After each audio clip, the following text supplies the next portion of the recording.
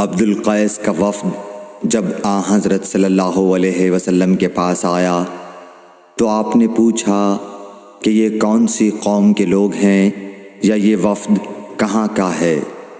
انہوں نے کہا کہ ربیعہ خاندان کے لوگ ہیں۔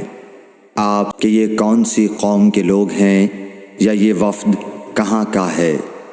انہوں نے کہا کہ ربیعہ خاندان کے لوگ ہیں۔ آپ صلی اللہ علیہ وسلم نے فرمایا، مرحبا اس قوم کو یا اس وفد کو، نہ ذلیل ہونے والے نہ شرمندہ ہونے والے، یعنی ان کا آنا بہت خوب ہے۔ وہ کہنے لگے، اے اللہ کے رسول صلی اللہ علیہ وسلم، ہم آپ کی خدمت میں صرف ان حرمت والے مہینوں میں آ سکتے ہیں، کیونکہ ہمارے اور آپ کے درمیان مضر کے کافروں کا قبیلہ آباد ہے۔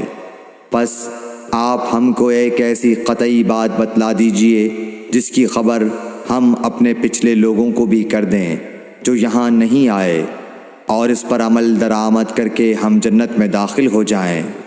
اور انہوں نے آپ سے اپنے برتنوں کے بارے میں بھی پوچھا۔ آپ صلی اللہ علیہ وسلم نے ان کو 4 باتوں کا حکم اور 4 قسم کے برتنوں کو استعمال میں لانے سے منع فرمایا۔ ان کو حکم دیا کہ ایک اکیلے خدا پر ایمان لاؤ۔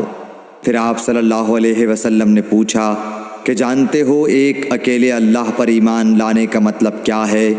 انہوں نے کہا کہ اللہ اور اس کے رسول ہی کو معلوم ہے۔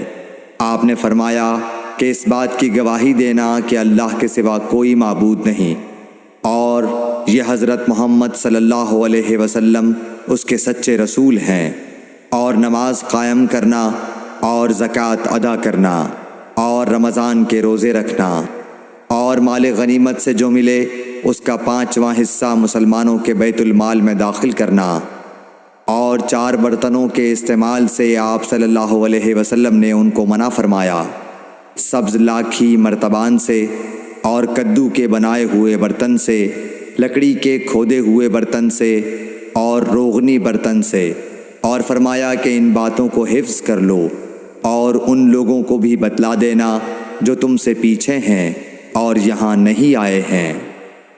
صحیح بخاری حدیث نمبر 53۔